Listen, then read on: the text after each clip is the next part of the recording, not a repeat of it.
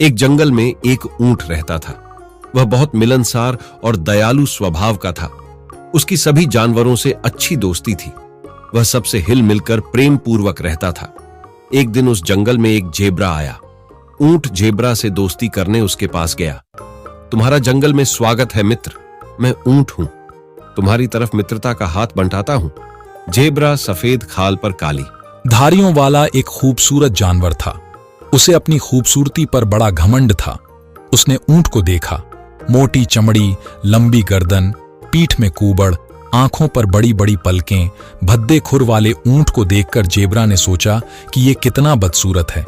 मुझ जैसे खूबसूरत जानवर का दोस्त भी खूबसूरत होना चाहिए। उसने ऊंट से दोस्ती करने से इनकार कर दिया। मैं इतना खूबसूरत जानवर हूं, तुम जैसे बदसूरत जानवर से मैं मित्रता नहीं कर सकता। ऊंट को जेब्रा के व्यवहार पर बहुत दुख हुआ। वह चुपचाप चला गया। कुछ समय बीते और गर्मियों का मौसम आ गया। उस साल भीषण गर्मी पड़ी। नदी तालाबों का पानी सूखने लगा। जानवरों में पानी के लिए त्राही त्राही मच गई और सभी पानी की तलाश में जंगल छोड़कर जाने लगे। जंगल के सारे जानवर परेशान थे। पानी की कमी से जेब्रा के सामने भी जीने मरने की नौबत आ गई थी। लेकिन वह जब भी ऊंट को देखता वह उसे बड़ा सामान्य नजर आता। एक दिन उसने ऊंट से पूछा, इतनी भीषण गर्मी में सब पानी को लेकर चिंतित हैं, किंतु तुम चिंतित नजर नहीं आते।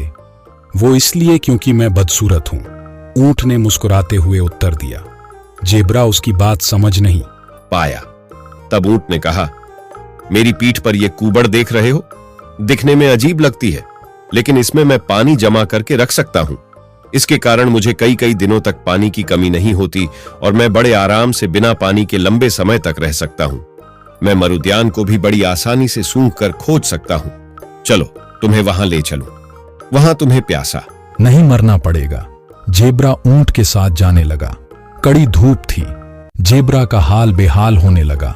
तब ऊंट ने उसे अपने विशाल शरीर की ओट में चलने को कहा। जेब्रा को धूप से कुछ राहत मिली। दोनों आगे बढ़े तो एक रेतीला मरुस्थल पड़ा। वहां रेत की आंधियां चलने लगी। ऊंट ने बताया, अपनी बड़ी बड़ी पलकों के कारण मैं ऐसे रेतीले आंधी तूफानों को आसानी से बचाती है। वे कुछ दूर और आगे बढ़े तो गर्म रेत के कारण जेब्रा के पैर जलने लगे। ऊंट को बड़े आराम से गर्म तपती रेत पर चलते हुए देखकर उसने पूछा, तुम गर्म रेत पर कैसे चल पा रहे हो? ऊंट ने कहा, ये भद्दे खुर देख रहे हो, ये मुझे गर्म रेत पर चलने में सहायता करते हैं। तुम्हारे पैर जल रहे होंगे, आओ तुम्हें अपनी पीठ पर बिठा लूं। ऊंट ने जेब्रा को अपनी पीठ पर बिठा लिया और मरुद्यान की ओर चल पड़ा। वहां पहुंचकर ऊंट ने जेब्रा को पीठ से उतारा और कहा, यह जगह पानी से भरपूर है, तुम यहां आराम से रह सकते हो। जेब्रा ने मदद के लिए ऊंट का धन्यवाद किया और अपने व्यवहार पर माफी मांगते हुए कहा, मुझे माफ कर दो, मैंने तुम्हें बदसूरत समझकर तुमसे दोस्ती नहीं की थी।